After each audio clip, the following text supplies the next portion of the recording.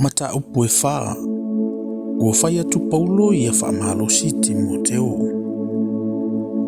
O le nei, o te matua whai atu ia te o e lunga o le atua ma le ali o Yesu Keriso. O le na te wha masino ino e o la atua mai uoti, e a o ilona whaali mai malona malo.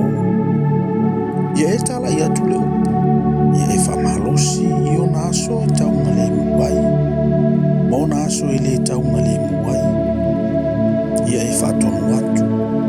Ia e a o i atu. Ia e a poapoa i atu ma le onusa i uma atua ma le awa o atu. Awa e o iona pola atu te le mawhawhai e iona tali o le mata upe o lai. Ai tusa ma o lato lava tu ina nau.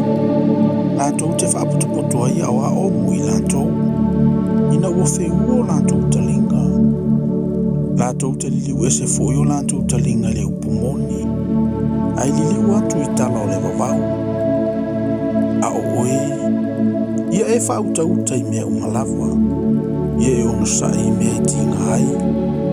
Ia e whaile ngā rue ngā le folofolo le tala le lei. Ia e matua wha i wina lau whaiva. Awawa o. Ua whamalingina nei lo toto. Ua la tau na pō te aluai.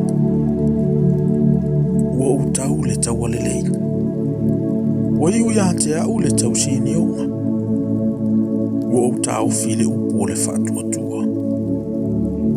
O le nei, ua te wina mo au le pale o le ami o tonu. E fua ina mai ia te au le alava aso le li le whaamasino ngā ami o tonu. E le ngata fo ia te au. Au i lato umalava o e fia ilona whaali mai.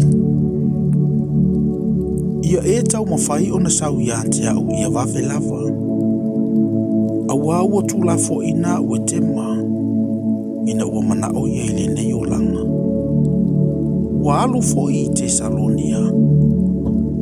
O Kerese ua alu ia i Kalatia. O Tito ua alu ia Talamatia. Na o lukolo ia te au. Ia o luo mai mamareko. Awa e au ngā ia te au le ngā ruenga. Ua au awina atu tui ko i Efeso. A e sau, ia e au maile o futala loa na tu e au i te roa. O lo ia ka apo, a toa matusi. Ai tautua nā a apa ue tusi ai nei tupu. E te le mea le anga na whai ia te au e alisana le whai mea apa me mea. Ia tau ia tu e le ali ia te ia tusa mana ngā ruenga. Ia oe fo ia te ia. Awawa na matua te mai ia tātou. O lau lua i whatonu atu e le i whatasi mai e se tasi ia te au. Aua la fo i mai e tangata o malawa ia te au. Aua na i tau ina atu ia te ilato. Ai peita isa ia te au le alii. Mana whamalosi mai ia te au.